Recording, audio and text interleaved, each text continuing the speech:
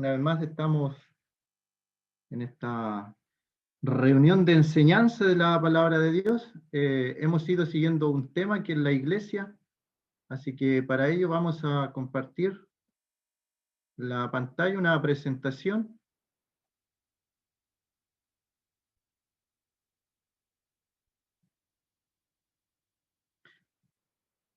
El tema que hemos venido siguiendo se trata de la iglesia de Dios. Ya estamos en nuestra cuarta parte y hemos ido considerando los títulos descriptivos que recibe la iglesia. Hemos visto el cuerpo de Cristo, la novia de Cristo. En el día de hoy nos tocaría entonces la casa de Dios. También se le va a la iglesia como un rebaño. El Señor habla de ella como y la... Hemos visto estos dos primeros, el cuerpo, la iglesia como el cuerpo del Señor, y hemos visto cómo los miembros no funcionan solos, sino que somos una comunidad, un conjunto de personas que formamos algo que es el cuerpo. No existe en la Escritura individuos solitarios, formamos parte de algo. Si bien la santificación es personal, el crecimiento espiritual es personal de cada uno de los hermanos, de cada uno de los miembros, cada miembro pertenece al cuerpo del Señor. Y sabemos que si un cuerpo se duele, todo el cuerpo se duele, y consideramos que si yo me golpeo un dedo, aunque sea el dedo más pequeño, le va a doler a todo mi cuerpo, todo mi cuerpo a ser afectado. No hay tal cosa de que yo soy creyente, pero no estoy en ningún lado, no me congrego. La Biblia habla del congregarse, que hay que congregarse, no como algunos tienen por costumbre no congregarse. Y somos parte de algo, somos parte del cuerpo de nuestro Señor Jesucristo, donde Él es la cabeza. Y hablamos también de que las personas, cuando su cuerpo no está conectada a lo que es su cabeza, recuerdo haber dado el caso mío, uno queda tetrapléjico, queda paralítico, el término bíblico es paralítico, si hay una desconexión entre la cabeza y el cuerpo. Así que cada miembro del cuerpo tiene que hacer su función, también vimos eso. La función más pequeña que signifique para mí, tengo que hacerla y tengo que hacerla bien, porque soy parte de un cuerpo y si yo no la hago, el cuerpo es afectado. Y el Señor me dio a mí un ministerio, a cada hermano le dio un ministerio y ese ministerio, ese trabajo para el Señor tiene que hacerlo de forma bien, de forma perfecta, lo más bien posible para el Señor, para que así el cuerpo funcione completamente bien. Y se pueden sacar muchas enseñanzas acerca del cuerpo y de cómo funciona la iglesia. El segundo tema que vimos fue la iglesia como la esposa o la novia de nuestro Señor Jesucristo. Y consideramos también cómo el Señor se va a presentar una esposa a sí mismo, una esposa pura, sin mancha, delante de su propia persona. Pero nosotros, a su vez, siendo limpiados por la sangre del Cordero, tenemos que también santificarnos en forma práctica. Para los ojos de Dios, somos santos, puros y sin mancha. Eso es un hecho delante de Dios, pero aquí en la tierra, en la forma práctica, nosotros tenemos que tener este ejercicio de santificarnos, de apartarnos de toda especie de maldad, para presentarnos como novia, y también se habla del conjunto, el conjunto de los creyentes es la novia del Cordero. Y en el día de hoy vamos a ver a la iglesia como la casa de Dios, y ahí está esa figura que se explica bien. Cada uno de nosotros es como una piedra, dirá Pedro, también vamos a ver ese texto de Pedro, que se va construyendo la casa de Dios, y esta casa de Dios la va construyendo Él, es de su propiedad. Y cada uno de nosotros con piedra viva forma parte de este edificio que se va construyendo aquí en este mundo. Y también este edificio es invisible, la iglesia de Dios es algo invisible, pero en la práctica nosotros tenemos lo más visible, la iglesia local, la congregación donde nosotros vamos o nos reunimos, bueno, cuando se podía reunir, y asistimos a un lugar, es un lugar físico, es un lugar terreno, y es allí donde el Señor mora, donde están 2 o 3 congregados en mi nombre, allí estoy yo. en medio de ellos, dijo el Señor a sus discípulos. Nosotros nos congregamos al nombre del Señor. Es su nombre la preeminencia. Así que en el día de hoy vamos a ver la casa de Dios, la iglesia como la casa de Dios, y esto aparece en Timoteo 3:15, 1 Timoteo. La casa de Dios es la iglesia del Dios viviente. Nuestro Señor Jesucristo dijo, y lo vimos en la primera oportunidad que estuvimos juntos, sobre esta roca edificaré mi iglesia, y el Señor se refería a esta roca, a la declaración que había hecho Pedro. ¿Quién dice los hombres que soy yo? Y Pedro, que no se lo reveló carne ni sangre, sino el Padre que está en los cielos, habló del Señor como el Hijo de Dios. Sobre esta confesión que ha hecho Pedro, el Señor iba a edificar su iglesia. Él es el constructor y es de posesión suya, absoluto. Esto es una verdad absoluta. La iglesia es del Señor. La iglesia no es de los hombres o de un grupo de personas. En el mundo muchas personas se atribuyen como que la iglesia o el edificio o la congregación fuera de ellos. Y dicen algunos, vamos a la iglesia del pastor tanto, y dan su nombre como que la iglesia les perteneciera a ellos. Pero el constructor de esta iglesia es el Señor Jesucristo, que la edificó a un alto precio, a precio de sangre. Es de posesión suya, edificaré mi iglesia, y las puertas del Hades no prevalecerán contra ella. Es su iglesia, su amada esposa, el cuerpo del Señor, que Él es ahora como una casa, Él es el constructor de esta casa, y es su casa, la casa de Dios. Vemos en el Nuevo Testamento cómo el Señor entra al templo, y en el templo habla de la casa de su Padre, y el respeto, el celo por la casa de su Padre, echando a los mercaderes del templo. De entrada, Él dice, mi casa será llamada casa de oración. Mi casa será llamada casa de oración. La casa de Dios tiene un propósito. La casa de Dios no es para hacer política, como en algunas congregaciones se acostumbra en épocas de elecciones. Se les abre la puerta de par en par a los políticos para que tomen el púlpito y hablen de sus campañas, sus candidaturas. Posteriormente, los así llamados hermanos en algunas congregaciones piden algo a cambio a estos políticos y se forma una conexión peligrosa entre lo que es el cuerpo de Dios, el cuerpo del Señor, la iglesia y el mundo político. La política no tiene nada que ver con la iglesia. Terrible, aquellas personas que abren los lugares de reunión del pueblo de Dios para que entren políticos. La política no tiene nada que ver con la iglesia. Dar a César lo que es de César y a Dios lo que es de Dios, dijo el Señor, porque es su iglesia, su amada, y hay de aquel que manche los vestidos de la novia del Cordero. No es para entretención. En el día de hoy se pueden hacer hasta payasos, he visto en algunas congregaciones dentro de la iglesia, y otras tantas cosas que se hacen, pero la iglesia tiene un propósito, es casa de oración, en la casa de Dios. Es ahí donde el Señor ha puesto su nombre, es ahí donde las personas van y se congregan al nombre del Señor. Y es Él el que recibe toda la adoración, toda la alabanza. Es el Señor porque es la casa de Dios. No es la casa tampoco del humanismo. Se ha tergiversado un poco entrar cosas del humanismo a la casa de Dios, a la casa de nuestro Señor Jesucristo. Es la casa de Dios. Mi casa será llamada casa de oración. Es una casa santa. Jacob, cuando ve aquella visión en el Antiguo Testamento, vemos que él habla, ve estas escaleras y entiende que allí es la casa de Dios, porque él ha visto a Dios, porque está la presencia de Dios allí. Y nuevamente, por si alguno no estuvo en las clases anteriores, la iglesia no es el edificio.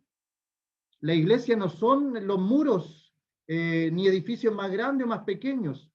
Ese es un local donde se reúne la iglesia de Dios, donde se congrega la iglesia de Dios. Hay personas que dicen, mi iglesia es tremenda, se refieren a la construcción, al local. La iglesia es la iglesia del Dios viviente y tiene un propósito. Y ese propósito es espiritual. Pedro dijo que nos acercamos a Él como piedras vivas, siendo edificados juntos, como una casa espiritual. La iglesia tiene que ver con cosas espirituales, nada de humanismo, nada de filosofía, ni de otras cosas. Sociología se ha entrado también a la iglesia, hasta psicología. Hay sermones que parecen más psicología, que parecen más charlas de ánimo. No, la iglesia tiene un propósito y ese propósito es casa de oración también que tiene que ver con lo espiritual y es para predicar el evangelio y para enseñar la palabra de Dios porque es la casa de Dios y todo lo demás queda de lado, todo lo demás queda fuera, porque es una casa espiritual donde se tratan asuntos espirituales. Por eso es un error entrar otras cosas a la iglesia. Puede entrar el comercio también, así como la política, como la sociología, como el humanismo, como la entretención, también puede entrar la entretención. Pero es una casa de oración, es una casa donde se tratan los asuntos espirituales, porque es una casa espiritual. Pablo dijo, vosotros sois la casa de Dios.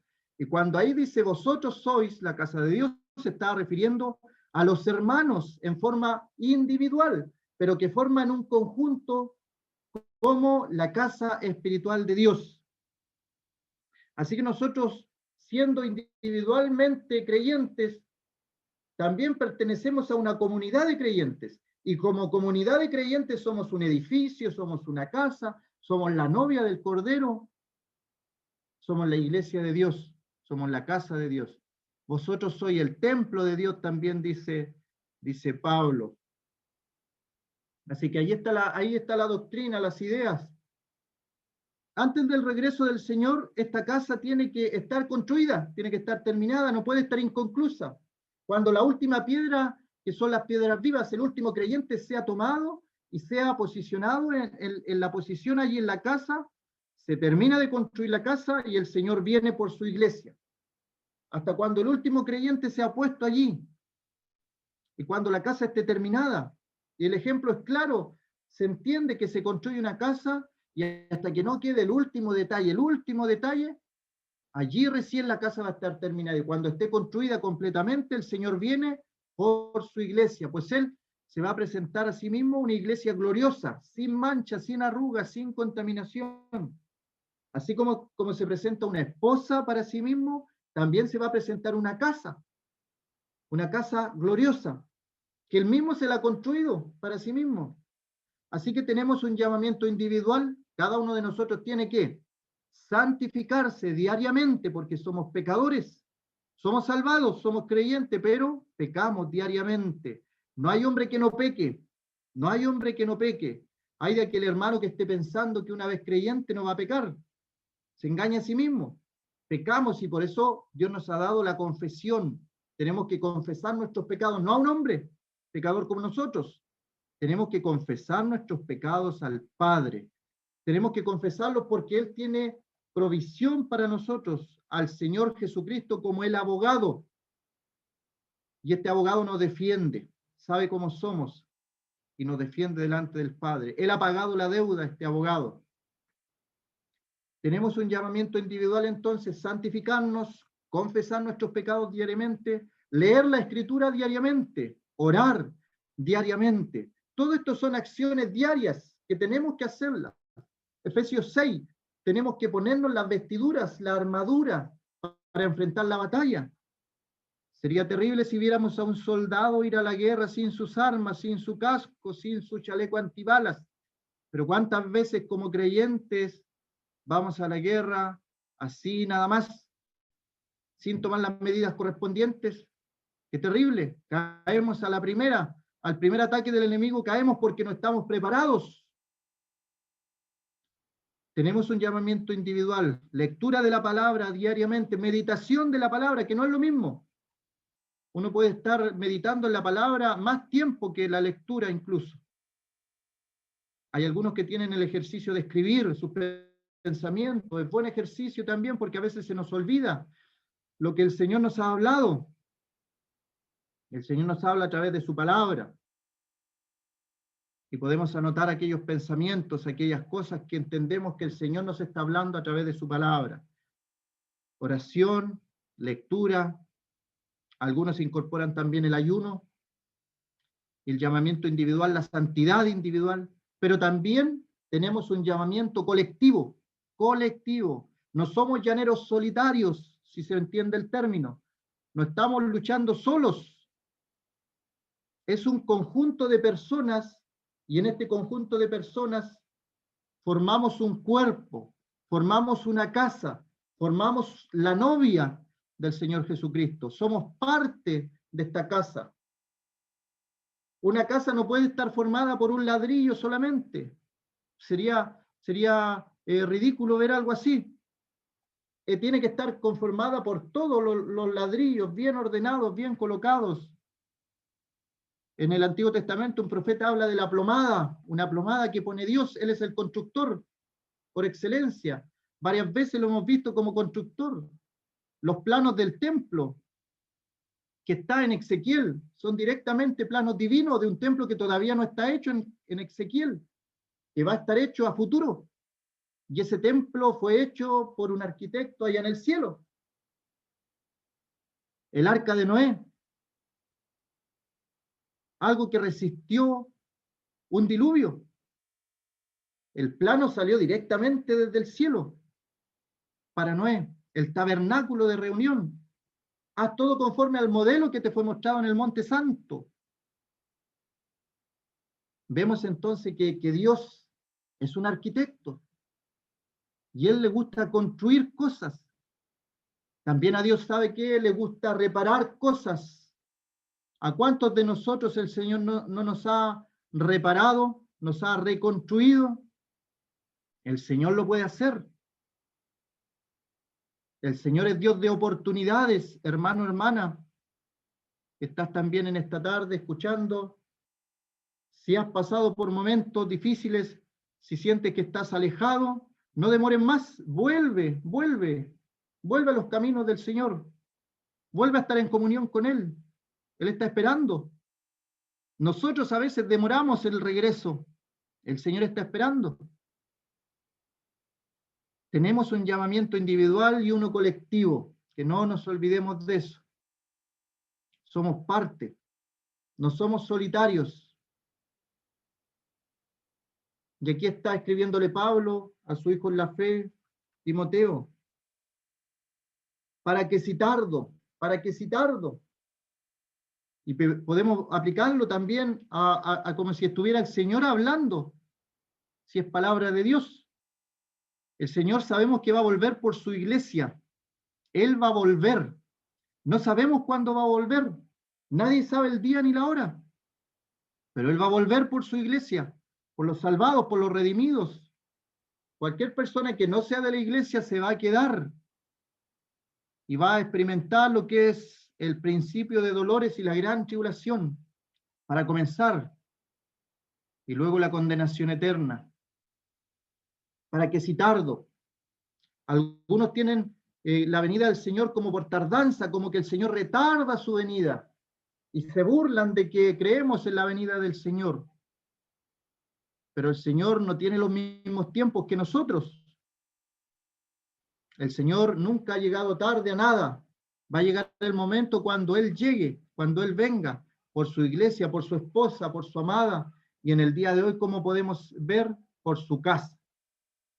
Para que si tardo, sepas cómo debes conducirte en la casa de Dios.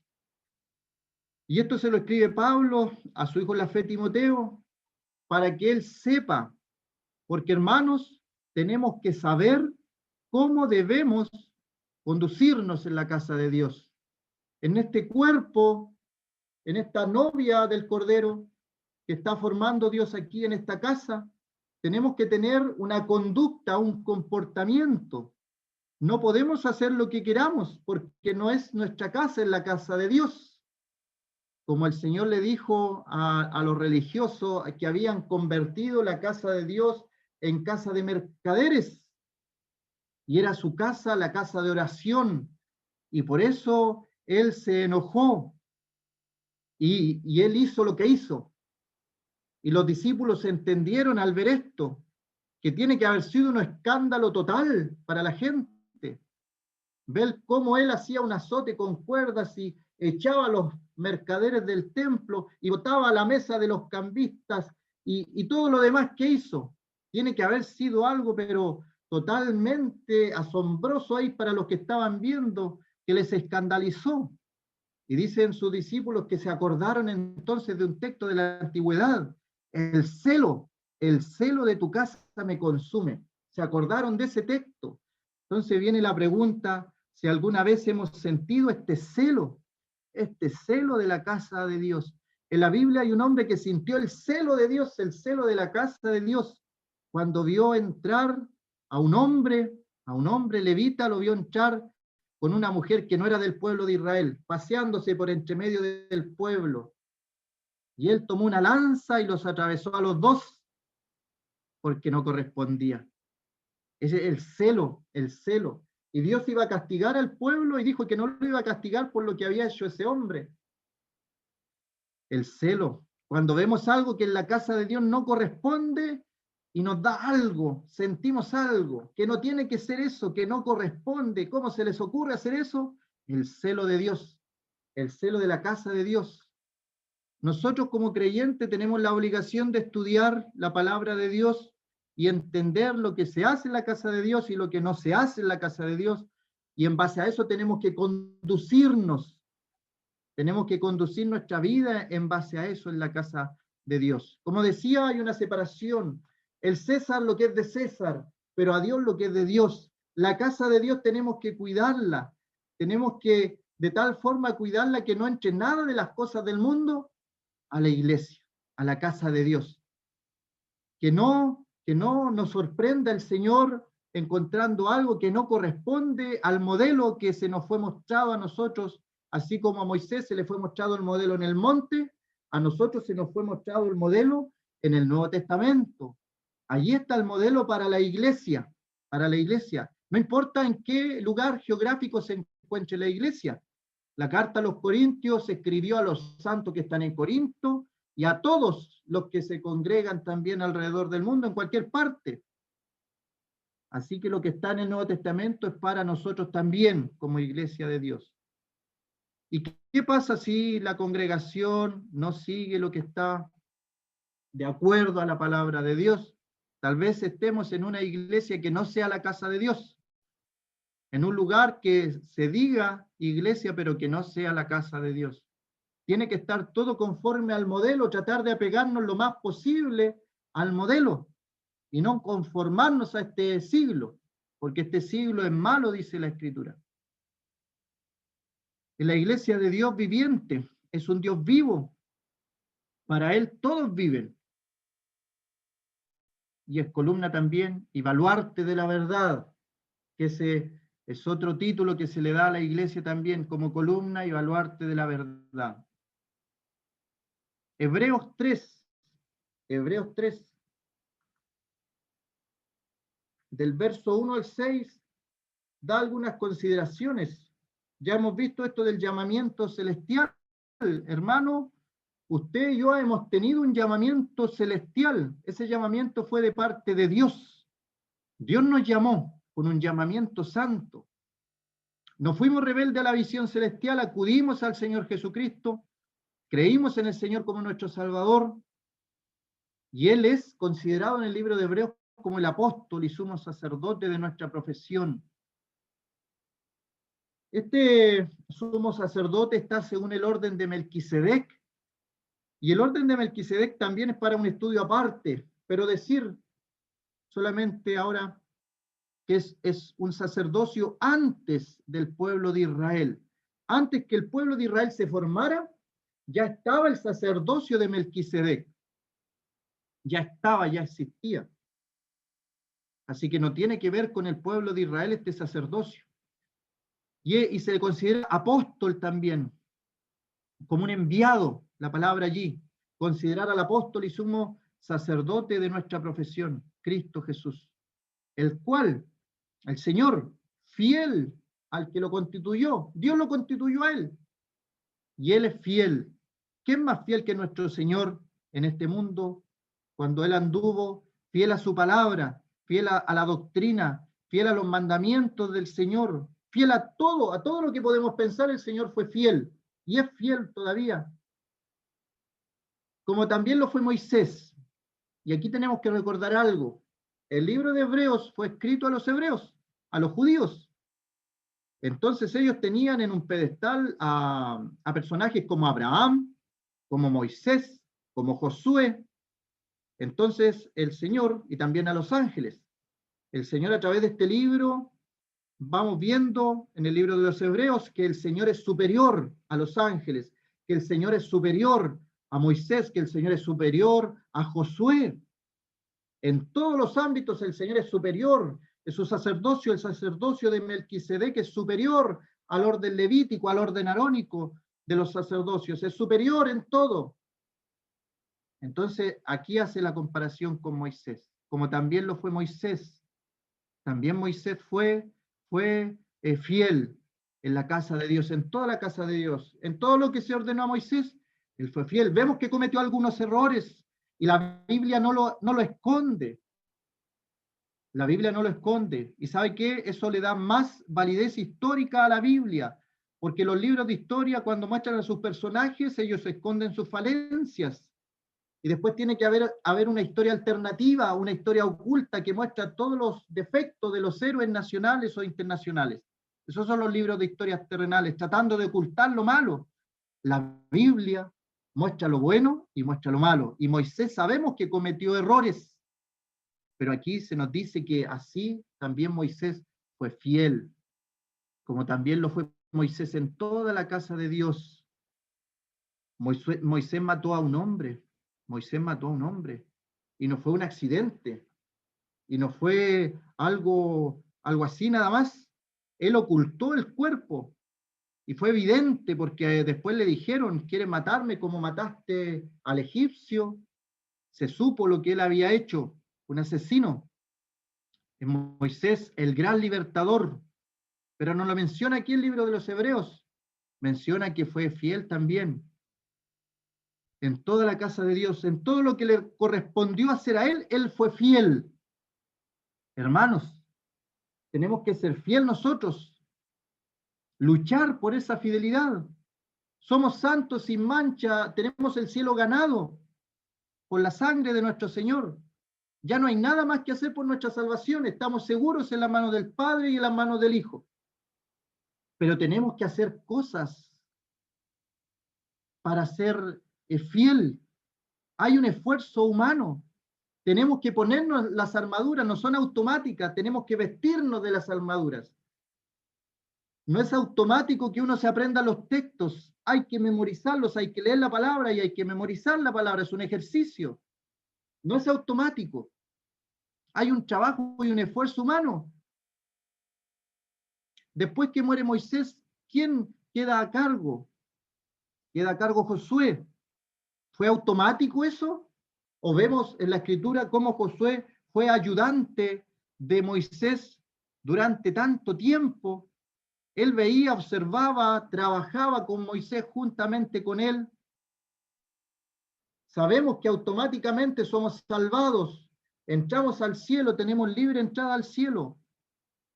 No vamos a perder nuestra salvación, pero la santificación es diariamente, es un trabajo, es una lucha. Hay tres enemigos por lo menos: el mundo, la carne y Satanás. Y el más peligroso, la carne, el yo, que somos nosotros mismos, nuestra vieja naturaleza. Así que, porque de tanto mayor gloria que Moisés es estimado digno hablando del Señor, es digno nuestro Salvador. De toda nuestra adoración cantamos en un himno. El Señor es digno. Tiene mayor honra que la casa el que la hizo. Hemos visto que hay una casa espiritual. El arquitecto es Dios. Nuestro Señor está haciendo esta casa, está cada día llevando una piedra viva y poniendo una piedra viva y se convierte en una persona y es puesta allí en la casa de Dios. Porque toda casa es hecha por alguno, pero el que hizo todas las cosas es Dios. Todo lo que ha sido hecho, lo invisible, lo visible, tronos, dominios, todo ha sido hecho por Dios. Ha sido hecho por el Hijo también. Moisés a la verdad fue fiel en toda la casa de Dios, lo reconoce el libro de los Hebreos, pero era un siervo, él era un siervo solamente. Nuestro Señor dice, pero Cristo como hijo sobre su casa. Cuando el Señor resucita y le dice a María, dile que le fuera y le dijera a los discípulos, subo a mi Padre y a vuestro Padre, a mi Dios y a vuestro Dios. Estamos en una misma relación, somos coherederos, pero no debemos de olvidar que somos hijos adoptados. Y el concepto aparece ahí en el libro de los Romanos.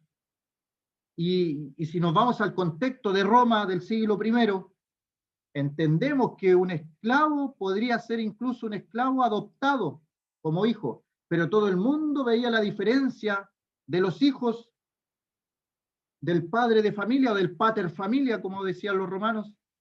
Podían ver esa diferencia del hijo con el esclavo que había sido adoptado, pero legalmente sí era hijo. Así también nosotros somos hijos de Dios, pero no en la misma condición que nuestro Señor Jesucristo. Es nuestro Dios, pero no en la misma condición que el Señor dijo, subo a mi Dios. Así que Él como hijo es digno sobre su casa. Y ahí aclara, esta casa somos nosotros, no deja lugar a dudas, nosotros somos la casa. Y dice, somos nosotros, el conjunto, nuevamente hablo del conjunto. Tenemos que aprender a trabajar unidos, remar todos para el mismo lado. Si hay una persona arriba de un bote y uno va remando hacia un lado y el otro hacia el otro, se entiende la idea, ¿cierto? Va a ir girando en círculo. Tenemos que tener todos una misma dirección, estar unánimes en un mismo espíritu, porque si no, no avanza la iglesia, no avanza esta construcción de esta casa y se queda estancada la construcción. A veces vemos, ¿cierto?, en ciertas localidades, cómo hay una casa que está hace años y todavía no se termina. Yo creo que en cada ciudad hay una casa así, que hace años está en construcción y no se termina. Y uno pregunta, ¿y por qué no se ha terminado? Nadie da explicaciones. Ahí está, a medio construir, los dinteles de una puerta, de una ventana, y pasan años y no se sigue la construcción. Esta casa tiene que ser construida antes que el Señor venga. Y esta casa somos nosotros. El Señor Jesucristo tiene mayor gloria, mayor honra. Él es el constructor de la casa de Dios, porque es su casa, es su posesión. Y para los hebreos le deja en claro que es superior a Moisés, superior a los ángeles, superior a Josué, superior a Abraham. A todo lo que los hebreos conocían, el Señor Jesucristo es superior. Moisés, el gran referente de Israel, el libertador del pueblo de Israel. Los judíos se consideraban hijos de Moisés. Es solamente un siervo, un siervo.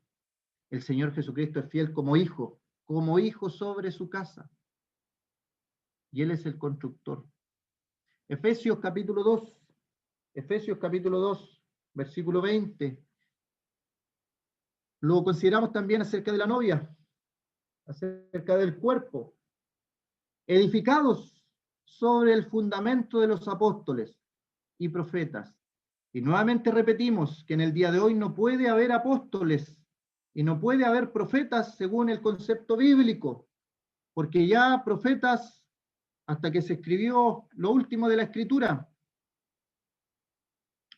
algunos le dicen la profeta mayor a la palabra de Dios, refiriéndose que ya no hay más profecías de la que estaba en los primeros días, cuando no estaba escrito todos los libros que tenemos en la escritura. Y apóstoles, ¿cuántos hay en el día de hoy que se hacen llamar apóstoles, que no cumplen los requisitos del apostolado que vemos en el libro de los Hechos? Y nadie puede cumplirlos en el día de hoy tampoco, siendo la principal piedra del ángulo nuestro Señor Jesucristo. Y todo este edificio, dice, bien coordinado, va creciendo para ser un templo santo en el Señor, en quien vosotros también sois juntamente edificados para morada de Dios en el Espíritu. Son cosas espirituales. Así que tenemos un edificio, tenemos un templo y tenemos una morada. Pero todo habla de construcción, de una edificación, donde ya tiene el fundamento, ya se puso el fundamento.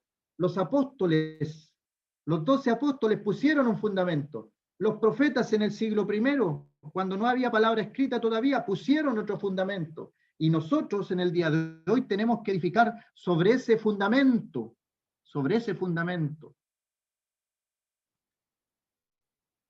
Hay predicación del Evangelio, se está predicando, evangelizando, ahí estamos edificando el evangelismo, estamos enseñando, es una edificación también de este edificio, estamos exhortando y estamos también reprendiendo en alguna medida, estamos edificando este edificio para que quede bien construido, para que el Señor encuentre un edificio hermoso, espiritualmente hablando. Según en Primera de Pedro, capítulo 2, se habla de nosotros como una casa espiritual, acercándoos a Él. Piedra viva, nuestro Señor, desechada ciertamente por los hombres, mas para Dios escogida y preciosa. Vosotros también como piedras vivas, aquí nos habla a nosotros, los creyentes, somos piedras vivas que estamos siendo puestos en esta casa espiritual y somos un sacerdocio santo. ¿Y para qué? Ahí hay propósito también, para ofrecer sacrificios espirituales aceptables a Dios por medio del Señor Jesucristo. Así que hay un propósito cuando nos congregamos al nombre del Señor, y es un propósito espiritual. No es un propósito humanista, no es un propósito político, no es un propósito de entretención, es un propósito espiritual. El legado de la iglesia es dejar almas salvadas, salvar las almas de irse a la condenación. Y cuando estas almas sean salvadas, instruirlas para que crezcan espiritualmente. Esas son cosas espirituales. La iglesia, por ejemplo, en el Oriente, específicamente en el país de India, invirtió millones de dólares se invirtieron en construir colegios, construir hospitales, construir cuánta cosa para ayudar a los que se iban convirtiendo. Llegó hace poco una crisis, se cerraron aquellos hospitales, aquellas escuelas, y todos los que decían, o la mayoría de los que decían ser creyentes, se volvían a sus ídolos en la India, volvían a sus prácticas, porque ellos habían ido por el hospital, por la escuela, pero no habían ido por lo espiritual, por lo que realmente importa. Así que podemos considerar allí, podemos tener personas más cultas, más sanas, y aún así que se vayan al infierno. Lo primero es lo espiritual, la conversión de las personas, el crecimiento espiritual, y luego obviamente todo lo demás, que tampoco la Biblia es contraria a ello. Hay un hermano de las asambleas en sus comienzos, 1830 en adelante, George Müller, o Jorge Müller, el padre de los huérfanos, conocido por todo el mundo protestante, era hermano de las asambleas. A su muerte formó por lo menos seis orfanatos en Inglaterra. Muchas personas de ellos se convirtieron al Señor, otros no. No era un chantaje, era ayuda al necesitado, ayuda al huérfano. Pero primero, lo espiritual. Primero, la salvación de las almas.